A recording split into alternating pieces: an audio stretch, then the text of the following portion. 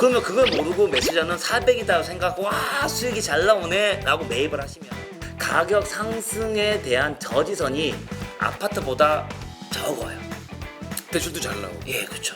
부사장님, 예. 이제 현실적으로 와서 이제 저희가 이제 딱 계약서 쓰러 가기 전에 이 건물을 좀 보잖아요. 내 마음에 있는 건물이 있으면 주변도 살펴보고, 주변은 주변이라 이겁니다. 상권도 보고. 내가 살고자 하는 목적물을 딱 봤을 때 외형적으로 이렇게 보면 주택 같은 경우에는 불법 건축물 그렇죠. 뭐 베란다 확장 뭐 이런 것도 있어요. 네, 맞아요. 그런 거를 보게 되는데 이 건물도 뭐 외형적으로 뭘 살펴야 될 것이 존재하나요? 불법 분명히 존재하죠. 예, 건물도요? 예, 없는 건물도 있지만 있는 건물도 많습니다. 보통 제일 많이 있는 불법 요소 중에 하나가 주차장을 막고 거기를 임차인한테 해려줘서 영업행위를 한다. 건물들마다 이제 법정 주차 대수가 있습니다. 그러니까 건물의 연면적에 따라 가지고 네. 또 건축물의 용도에 따라 가지고 몇 대 이상을 보유해야 된다라고 해서 최소 대수를 주차 대수를 정해 놓은 거죠. 그러면은 예를 들어서 뭐 1층에 주차가 4대 있어야 된다라고 하면은 1층에 4대 공간을 빼고 나머지에 건물이 있어야 되는데 네. 땅이 작은 꼬마 빌딩 같은 경우는 1층에 해당되는 부분을 주차 공간으로 쓰는 경우도 있어요. 네. 흔히 그런 경우를 필로티 구조라고 합니다. 1층을 이제 주차장 비워놓고 2층, 3층, 4층부터 이제 면적을 사용하는 보통 필로티 구조가 제일 많이 있는 형태가 다세대 주택. 다세대다 보니까 세대당 주차 한 대가 필요해서 주차 지수가 많이 보유해야 되니까 1층에 주차장을 다 깔아줘야지만 위에 면적이 만들어질 수 있는 형태거든요. 그래서 그렇게 많이 다세대 주택은 많이 하고 있는데 일반 건물들 같은 경우도 주차 대수 때문에 1층이 좀 부족해지는 경우가 있겠죠. 근데 1층 임대료가 많이 나오는 지역이에요. 가장 좋은 그죠? 층이죠. 사실. 어쨌든 임대 단가가 제일 높은 층은 2층입니다. 그러면 보통 주차 한 대가 차지하고 있는 면적이 3.5평 정도가 돼요. 그러면 그 공간을 막았습니다. 한 평의 임대 단가가 20만 원이다 라고 하면은 70만 원을 더 받는 거죠. 3.5평이다 치면은.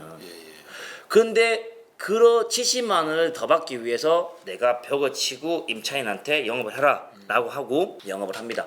그러면 흔히 보면은 그냥 임차인 공간이에요. 그렇게 보이죠. 예, 그렇죠. 외관상. 예. 근데 이제 뭐 이 공무원들이 지나다 저기 주차장인데 라고 하면은 이거 원래 주차장으로 원상복구 하세요 라고 얘기를 하고 원상복구를 만약 안 한다 라고 하면은 이제 불법 건축물로 건축물 대장에 노란 딱지 딱 붙이시고 그다음에 이제 이행강제금을 1년에 한 번씩 이제 부과하죠. 그렇죠. 근데 이행강제금 금액이 이 임차인이 내는 임대료보다 적어요. 그러면 건물주는 임대료 받아서 이행강제금 내고 남는 게 낫죠. 그러다 보니까 1층이 그렇게 이제 불법 건축물이 많이 존재하고요. 또 불법이 많은 경우가 옥상에 옥탑 원룸 같은 걸 하나 지어 놓는 거죠. 네. 예, 보통 상가주택, 그러니까 뭐 저층부는 상가지만 고층부는 주택으로 되어 있는 형태의 건물에 옥상에 그냥 이제 원룸 하나 지어가지고 월세 한 70만 원, 80만 원 받는 옥탑방처럼? 그런 옥탑방처럼. 근데 그런 경우는 대부분 다 이제 불법입니다. 그 부분이 이거 똑같아요. 그 불법에 대해서 이행강제금 나오는 금액보다 한 달에 받는 월세가 더 많기 때문에 그렇게 또 많이 하시고요. 그래서 이런 불법 건축물이 있는 경우에 거래가 안 되는 게 아닙니다. 됩니다. 거래는 되는데 매수자가 어떤 뭐 건축 행위를 한다. 예를 들어서 4층 주택을 내가 용도를 사무실이나 근생시설로 바꾸겠다라고 해서 4층을 이렇게 바꿔주세요라고 했어요. 그러면 이제 공무원이 오셔가지고 뭐 바꿔도 되겠네. 그럼 바꾸겠습니다라고 하는데 1층 보니까 불법이야. 옥상목이 불법이야. 그러면 안 바꿔줍니다. 4층은 내가 용도 변경 신청했다 하더라도 다른 불법적인 요인이 있으면은 그 요인을 해소를 하면은 내가 바꿔주겠다. 그러니까 공무원도 그렇잖아요. 이게. 아니 이행강제금을 부과했는데도 자진해서 안 바꾸잖아요. 그러면 어쩔 수 없이 네가 요구할 때 그때 나도 같이 그겠다. 어떻게 보면 가장 강력한 수단이기도 하겠습니다. 예, 그래서 뭔가 다른 어떤 행위를 하려고 할 때, 그러니까 뭐 지금 제가 용도 변경 예를 들었는데 그거 외에 뭐 리모델링 한다거나 뭐 이런 어떤 건축 행위를 하려고 할 때 불법적인 요인이 있으면은 뭐 허가라든가 아니면 승인을 안 내주기 때문에 그때는 해소하실 수밖에 없을 것 같고요. 그래서 본인이 내가 매입을 해서 그렇게 좀 물리적으로 개선을 해야 된다, 변경을 해야 된다라고 하면은 그런 불법적인 부분들이 중요한 포인트가 좀 되겠죠. 네. 그럼 매수 이후에 그걸 제거한 다음에 진행하면 뭐 그건 상관없죠. 예, 그리고 이게 외형적으로는 좀 그런 요소들 좀 많이 보시면 좋을 것 같고요. 그리고 또 외벽에 뭐 균열이 있다거나 아니면 옥상에 가서 뭐 이제 옥상 바닥에 균열이 있다. 이러면은 이게 누수의 원인이 될 수도 있거든요. 네. 그래서 뭐 그런 것도 좀 따져보시고. 근데 이런 것들은 어차피 사람이 아프면 병원 가가지고 약 먹고 주사 맞으면 되잖아요. 그런 것처럼 이런 것들은 약간 이제 충분히 공사해가지고 수리할 수 있다라고 하면은 그런 수리 비용이 매매 금액에서 뭐 조금 가감을 할 수 있는 걸로 뭐 매도자하고 협상을 할 때 좋은 포인트로 이용하시면 될 것 같고, 뭐 물리적으로나 아니면 이런 것들은 따지시면 될 것 같고, 또 내부로 들어가서 네. 어쨌든 물리적인 이 건축물을 사는 것도 맞지만 이 임대로 나오고 있는 임차인을 승계하는 거죠. 네. 그럼 이 임차인이 임대로 내고 있는 금액이 적정 금액이냐? 예를 들어서 건물주가 팔기 위해서 임대료를 높게 측정한 경우들이 있습니다. 새 아파트 같은 경우도 전세가가 높죠. 네. 헌 아파트보다. 보통 새 건물 같은 경우는 임대가가 주변의 임대가보다 높게 측정이 됩니다. 당연히 임차 수요가 많기 때문에 낡은 건물들보다 새 건물에서 영업을 하고 싶은 분들이 많이 있죠. 그렇죠. 더 깔끔하니까. 그렇죠. 그러면 임대가가 높은 게 있습니다. 그런 것들은 감안 요소가 분명히 맞아요. 그건 합리적인 거죠. 그런데 조금 더 이제 주변 시세하고 어이없는 금액으로 측정되어 있는 게 있어요. 그러면은 만기가 되면 그 임차인이 계속 영업을 할까요? 나가겠죠. 그러면은 매도자는 팔기 위해서 수익률을 높게 하기 위해서 좀 높은 임차인을, 예를 들어서 제가 아는 이제 앤디님 오늘 만났으니까 네. 저하고 이제 친하게 지내시죠? 네네. 좋죠. 예. 앤디님 뭐 여기 2층에서 사업하시죠? 감사합니다. 월세는 300만 원인데 임대차 계약은 저하고 한 400만 원 하시죠? 제가 계약 100만 원은 나중에 따로 슬쩍 드릴게요. 백머니로. 예, 그렇죠. 그러면은 임대차 계약은 400으로 되는 거죠. 그러면 수익률이 높아지겠죠. 서류상으로는 400이 된 거죠. 그렇죠. 네. 난 400을 받아요. 세금에서 조금 400 드리고, 그리고 나중에 100만 원을 뭐 따로 제가 그냥 엔진 용돈 쓰세요라고 드리면 되는 거잖아요. 그렇죠, 그렇죠. 그러면 그걸 모르고 매수자는 400이다 생각하고 와 수익이 잘 나오네라고 매입을 하시면은 엔디님이 만기가 됐을 때 계속 연장을 할까요? 나가겠죠. 물론 임차인이 있다가 나갈 수 있습니다. 뭐 장사가 잘 돼가지고 나는 건물 사서 내 사업을 해야지라고 해서 잘 돼서 나가시는 분도 있고, 영업이 안 돼가지고 더 이상 영업 못 하겠습니다. 그래서 영업이 안 돼서 쫓겨나듯이 나가시는 분도 있어요. 폐업하고 나가신 분이 있는데, 임대차는 영속적이지 않습니다. 계속 바뀔 수 있습니다. 그거 임대차를 너무나 맹신하시면 안 될 것 같은데, 지금 제가 말씀드리는 거는 이제 매도자가 허위로 만든 경우에 그걸 잘 찾으셔야 되는 거죠. 그러면 이제 매수자가 가서 임차인이 영업을 잘 하고 있는지를 한번 보시는 거죠. 만약 식당을 하고 계시다 그러면 가서 뭐 여기서 제일 맛있는 건 뭐예요? 라고 한번 시켜보세요. 먹어보는데 맛이 없어. 이게 무슨 10,000원짜리야 라고 생각이 드시면은 그 가게는 영업이 안 되는데 이 임대를 부담스럽게 못 내는 업종이 되겠죠. 그죠? 그렇죠. 예. 그리고 사정이 부친절해. 뭐 인테리어가 엉망이야. 그러면 장사 안 될 거 아닙니까? 그렇죠, 그렇죠. 그러면은 임대료보다 자기가 스스로 판단하는 거죠. 영업이 안 되는데 팔려고 이렇게 만들어 놓은 임대차다. 약간 셋업 매매다. 그렇죠. 전문 용어로. 예, 세든 매매. 이거 역시 배우신 분은 달라. 아닙니다. 별로 안 배웠어요. 근데 이런 경우는 어떻게 하냐? 직접 가가지고 영업이 잘 되는지 안 되는지 확인하는, 자기 눈으로 확인하는 방법이 있고요. 또는 주변의 임대 시세를 한번 파악해 보세요. 그러니까 그 인근의 부동산에 들어가셔가지고 건물 사러 왔다라고 하면은 잘못된 정보를 받을 수 있습니다.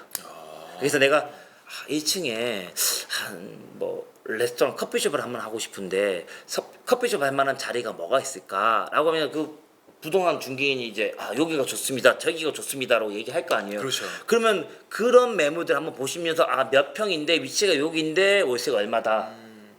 얘는 얼마다. 그러면 내가 살려고 하는 건물의 임차인이 장사가 잘 되든 안 되든 나갈 수 있잖아요. 그렇죠. 그죠? 그럼 지금 내고 있는 임대료는 그냥 감안만 하는 거고, 내가 이 사람이 나가고 난 다음에 요 1층에 받을 만한 임대료 얼마인지 그걸 보고 적용을 시키고, 그게 가능하다라고 하면은 사시면 되죠. 근데 그게 안 된다? 라고 하면 깔끔하게 잡아야죠. 깔끔하게. 이거 미래 남기면 안 돼요. 그럼 부사장님, 예. 요즘 같은 때는 뭐 이것저것 다 고려하셔가지고요. 그 빌딩을 사서 투자 수익률을 몇 프로 정도 보면은 괜찮은 겁니까? 투자 수익률이라고 말씀하시니까 이제 나중에 가격이 오른 것까지 반영이 되는 거잖아요. 그럼 나중에 이제 예측하기 힘든 부분이 있을 수 있으니까 투자 수익률이라는 단어보다는 임대 수익률로 생각을 해볼게요. 임대 수익률을 제가 지금 수정하겠습니다. 그럼 임대 수익률 같은 경우는 강남에 한 20년 된 건물이다 라고 하면은 한 2.5%. 대출 안 받고 본인 자금 100% 투입한다는 개념으로 따졌을 때 2.5%. 예, 금융 비용 같은 거 다 제외하고요. 예, 예. 그리고 신축이다라고 하면은 한 3%까지. 그러니까 낡은 건 2.5%에서 신축은 3% 정도가 나오면은 괜찮다. 뭐 그러면 거래될 만하다라고 생각이 들고요. 그리고 거기서 이제 강남권에서 좀 멀어진 비강남인데 서울, 인서울인 지역 같은 경우는 3에서 3.5%, 0.5 정도 올라가는 거죠. 네. 그리고 경기도권으로 갔다라고 하면은 4에서 4.5%, 한 1% 정도 올라간 거죠. 이렇게 임대 수익률이 뭐 약간씩 차이가 나는 이유는 뭐냐면은 매입자 입장에서는 임대료가 이밖에 안 나오지만 나중에 양도 차익을 기대할 수 있다라고 하는 이 기대 수요가 그 부족한 임대료를 메꾸는 거죠. 그래서 임대 수익이 낮은데도 사람들이 많이 매입하는 이유는 그만큼 나중에 더 오른다고 하는 거에 기대를 한다라고 보시면 될 것 같고. 네. 근데 그거 좀 지금 아파트 가격이 상당히 많이 올랐어요. 네, 많이 이제 올랐습니다. 뭐 자기 근로소득이나 아니면은 뭐 이런 어떤 사업소득이나 어떤 종합소득을 다 따져봤을 때 아파트 한 채를 뭐 30억, 40억, 50억짜리 사는 게 이제 가능하지 않잖아요. 아무리 많이 버시는 분들도 아파트에 그렇게 막 몇십억씩 못 박아요. 근데 건물 같은 경우는 계속 이제 재테크 상품으로 내가 거주하는 게 아니라 계속 월세 받고 이제 흘러가면서 하는 거다 보니까 가격 상승에 대한 저지선이 아파트보다 적어요. 대출도 잘 나오고. 예, 그렇죠. 30억짜리가 60억 된다. 그러니까 아파트 30억짜리 60억 된다고 하는 것보다는 건물 30억짜리가 60억 찍고 80억, 90억까지 올라갈 수 있는 확률이 높다라고 하는 걸로 이해하시면 될 것 같아요. 결국에는 우리 또 부사장님께서 또 빌딩 또 중개 쪽에 계시다 보니까 네. 오늘 빌딩에 대해서 많이 부각되는 말씀을 해주셨어요. 네. 그러면 어떻게 오늘 말씀 많이 해주셨는데 아, 저 말이 너무 많았죠. 목은 괜찮으십니까? 아, 목 쉴 것 같아요. 혹시 용각산 좀 드릴까요?